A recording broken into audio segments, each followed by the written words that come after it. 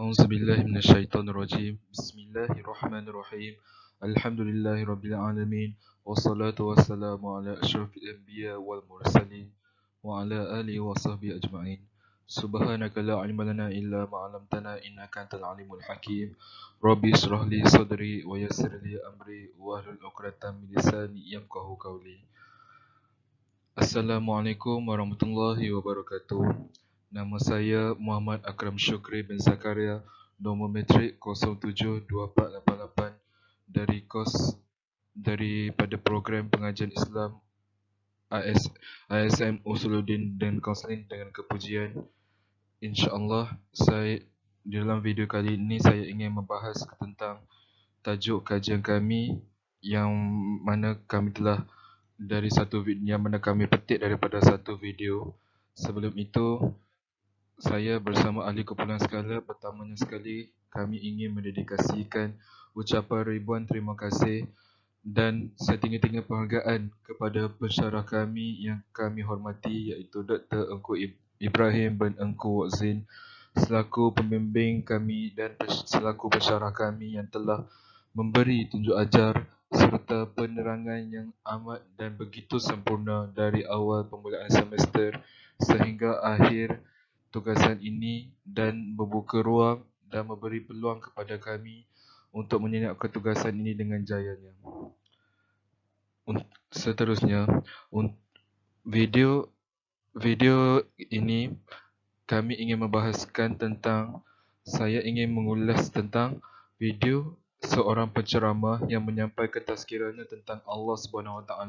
Tidak ada perbezaan antaranya dengan makhluk, dan video ini sangatlah bertentangan dengan salah satu sifat Allah. Topik yang akan dibahas adalah berkaitan dengan latar belakang ceramah dan hujah yang diberikan oleh penceramah ini. Kami juga telah buat perbandingan antara video yang dikaji dengan fahaman yang sebenar, iaitu fahaman ahli sunnah wal jamaah. Sebelum kita pergi ke agenda utama kita berkaitan dengan video ini, izinkan saya menerangkan sedikit berkaitan dengan latar belakang penceramah ini. Nama penceramah ialah Dr. Firanda Adirja. Tempat dan tarikh lahir beliau ialah 28 Oktober 1979 di Hospital Dr. Sutomo, Surabaya. Beliau melanjutkan pendidikan di Universiti Gajah Mada di dalam program Teknik Kimia. Seterusnya melanjutkan pendidikan di Pondok Ibu Kota Negara Indonesia, dan pada akhirnya beliau meneruskan lagi pendidikan di Universiti Islam Madinah, dan tempoh pengajian beliau di sana ialah selama satu tahun setengah. Tajuk kajian yang dijalankan oleh Dr. Firanda Adirja ialah jawapan Ibn Taymiyah terhadap syubhat-syubhat yang terperinci yang berkaitan dengan sifat Allah. Manakala tajuk tesis pula ialah membantah da'i-da'i platularisme yang berdalilkan dengan Al-Quran dan As-Sunnah.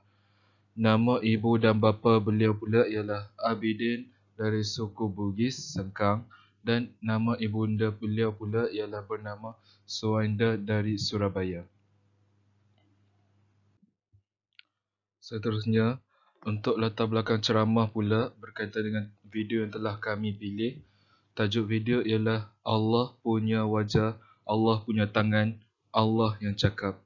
Nama penceramah juga ialah seperti yang anda ketahui, Dr. Firanda Adirja, dan tarikh muat naik video pada 5 September 2020, dan di video itu diupload di saluran channel di YouTube Al-Hayyu, dan tempoh ataupun durasi video ialah selama 8 minit 38 saat. Video ini mendapat kritikan netizen ataupun komen yang pada saya agak negatif, iaitu netizen tidak berpuas hati dengan segala hujah dan isi yang diberikan oleh Dr. Firanda Adirja. Dan bukan itu sahaja, netizen juga tidak sependapat dengan ceramah yang disampaikan. Lalu ada sebahagian netizen yang membalas dan ada yang bertanya, cuba bertanya kepada penceramah tersebut, Dr. Firanda sendiri, ada yang bertanya, cuba bayangkan neraka, apa yang maksud saya, lalu dibalas dengan pertanyaan, cuba bayangkan neraka, apa yang boleh kita lihat dan bagaimana bentuknya. Untuk huraian ceramah pula, huraian ceramah dari video ini menunjukkan fahaman bahawa Allah mempunyai muka dan mata berempat. Dan selain itu juga, penceramah menceritakan tentang terdapat sifat hakikat Allah Ta'ala adanya muka tetapi hakikatnya bukan seperti yang digambarkan oleh muka sesuatu makhluk.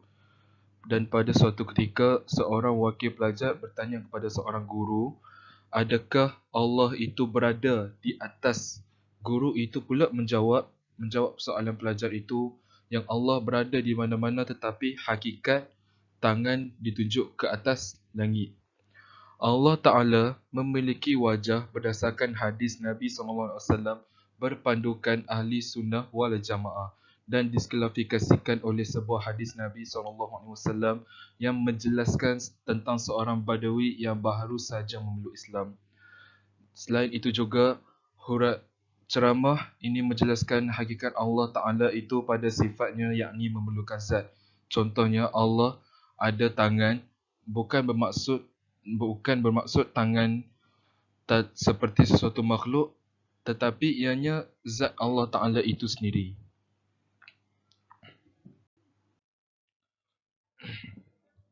Seterusnya, untuk agenda utama kita iaitu berkaitan dengan ulasan video.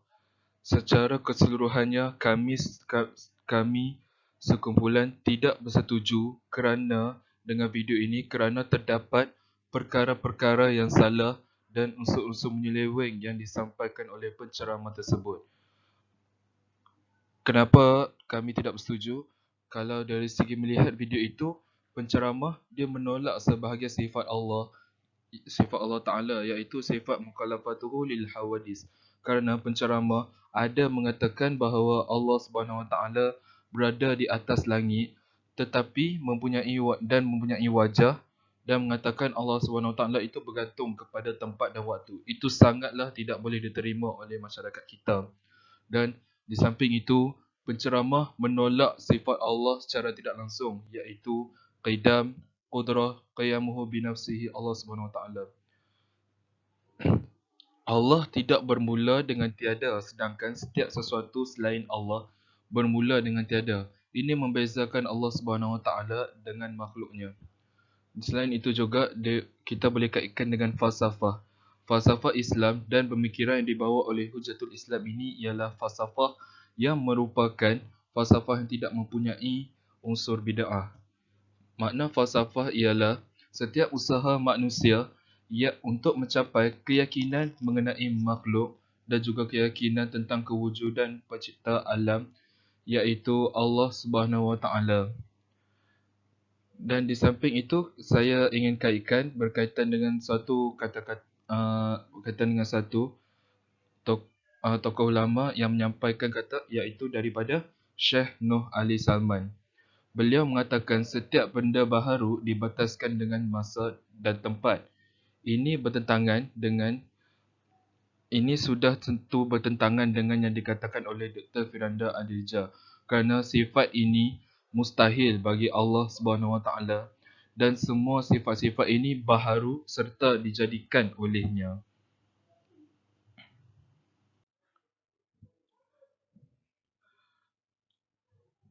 Sebagai kesimpulan dari apa yang saya ulaskan berkaitan dengan tajuk video dari kajian kami ini, secara analoginya, apa yang dapat disimpulkan daripada keseluruhan tugasan ini, di mana terdapat beberapa salah faham mengenai sifat hakiki Allah Subhanahu Wa Ta'ala yang telah dinyatakan oleh penceramah iaitu Dr. Firanda Adilja sendiri. Contohnya, beliau ada mengatakan yang mana Allah itu mempunyai muka dan bertempat. Melalui penelitian yang kami perhatikan, fahaman ini terang-terangan bercanggah dengan sifat zat hakiki Allah Ta'ala, dan ini sangatlah tidak boleh diterima oleh masyarakat kita. Dan kesimpulan yang akhir dari tugasan ini, kita janganlah sekali-kali berbicara mengenai hal-hal yang berkaitan zat Allah sekiranya kita tidak cukup dalam mendalami ilmu mengenainya. Contohnya, apabila kita ingin membuat satu hujah tapi kita tidak tahu dan kita tidak pasti hujah yang kita buat itu boleh ke tidak kita berkongsi dengan masyarakat lain ataupun dengan sahabat-sahabat kita. Dan kita perlu rujuk kepada pakar untuk memastikan hujah itu. Hal-hal yang berkaitan zat Allah sekiranya kita tidak cukup dengan dalami ilmu mengenainya. Dan perkara ini sudah disepakati oleh ulama ahli sunnah wal jamaah yang mana zat Allah tidak sesekali sama dengan zat makhluk, dengan sifat-sifat makhluk ciptaannya. Allah mempunyai sifat yang tersendiri yang mana tidak mampu difikirkan oleh kita sebagai makhluk ciptaannya yang biasa. Sekian sahaja daripada saya. Semoga apa yang saya disampaikan ini dapat kita kongsi bersama dengan rakan-rakan dan sahabat kita dan para ahli keluarga kita.